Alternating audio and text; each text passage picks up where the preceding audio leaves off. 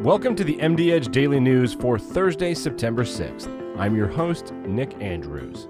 And I'm MD Edge editor Mary Ellen Schneider. Today, e-cigarette use is highest among adults under 35. Also today, a new method for addressing neonatal abstinence syndrome cuts the length of stay in half. And later, physician groups are calling for CMS to drop the E&M payment proposal. But we begin today with cardiovascular risk with non-steroid anti-inflammatory drugs.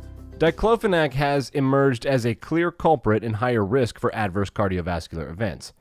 This is according to the largest analysis ever of cardiovascular risk associated with the initiation of NSAIDs published in the BMJ. The researchers report that those beginning diclofenac had a 50% increased 30-day risk for a composite outcome of major adverse cardiovascular events, known as MACE, compared with individuals who didn't initiate an NSAID or acetaminophen. This risk was still significantly elevated when the researchers compared diclofenac initiation with beginning other NSAIDs or acetaminophen. Compared with patients starting ibuprofen or acetaminophen, the MACE risk was elevated 20% for patients in the diclofenac group. Initiating diclofenac was associated with 30% greater risk for MACE compared with initiation of naproxen. In the study, the researchers included 1.3 million people who initiated diclofenac, as well as nearly 4 million ibuprofen users, 300,000 naproxen users, and more than 700,000 acetaminophen users. They found that diclofenac initiators in the highest risk group had up to 40 excess cardiovascular events per year that were attributable to starting the medication. Of those events, about half were fatal. Dr. Morten Schmidt is a researcher with Aarhus University in Denmark. Dr. Schmidt says that considering its cardiovascular and gastrointestinal risk, there is little justification to initiate diclofenac treatment before other traditional NSAIDs. He also notes that it is time to acknowledge the potential health risk of diclofenac and to reduce its use.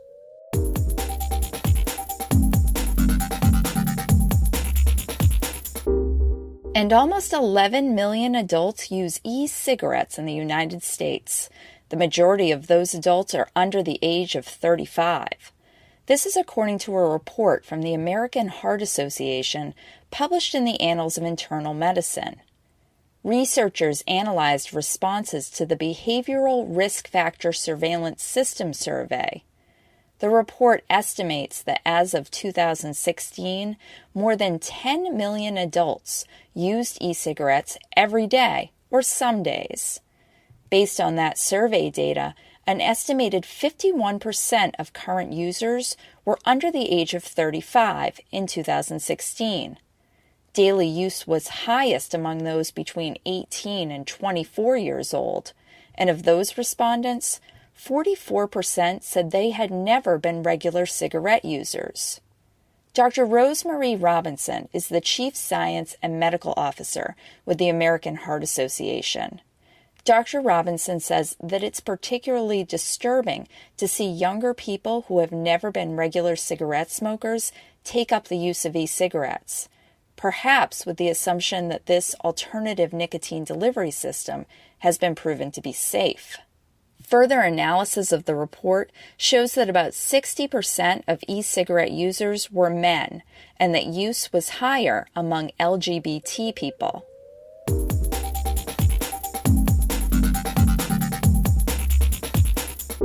In just 7 months, the University of North Carolina Children's Hospital dropped the length of stay for neonatal abstinence syndrome from about 11 days to 5.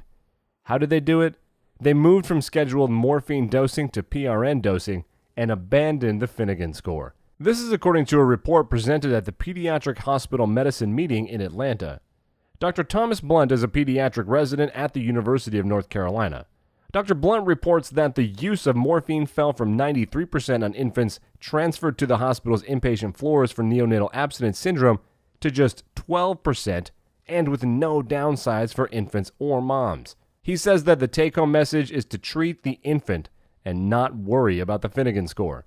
In November 2017, the hospital switched to the Eat, Sleep, Console mode for NAS on its inpatient floors.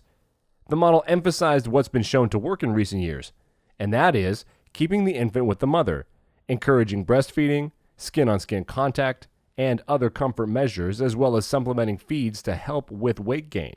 Morphine is reserved for when those measures fail and given only when a needs assessment supports its use. The hospital ditched Finnegan scoring on its inpatient floors. Nurses were asked instead to check if infants were feeding adequately, sleeping at least an hour between feedings, and able to be consoled within 10 minutes when upset. If the infants met all three of these criteria, providers moved on.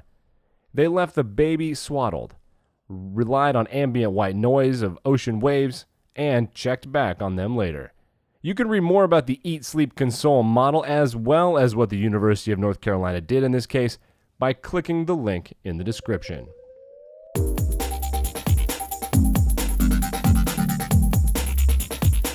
And finally today, more than 170 physician groups are calling on the Centers for Medicare and Medicaid Services to withdraw a provision in the proposed 2019 physician fee schedule that would flatten evaluation and management payments.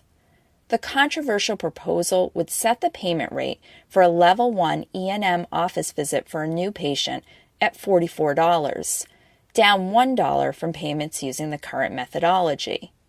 Payment for Levels 2 through 5 would be $135.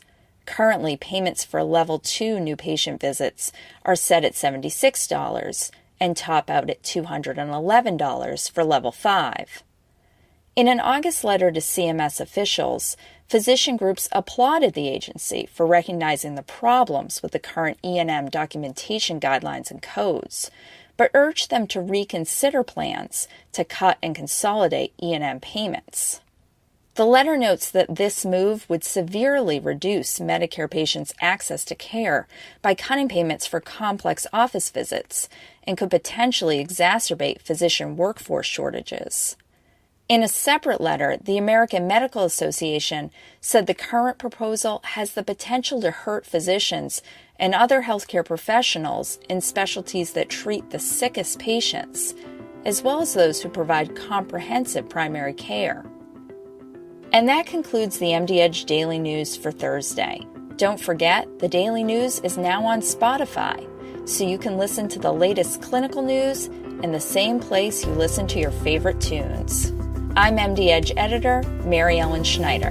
And I'm Nick Andrews. You can read more about these stories by clicking the link in the description.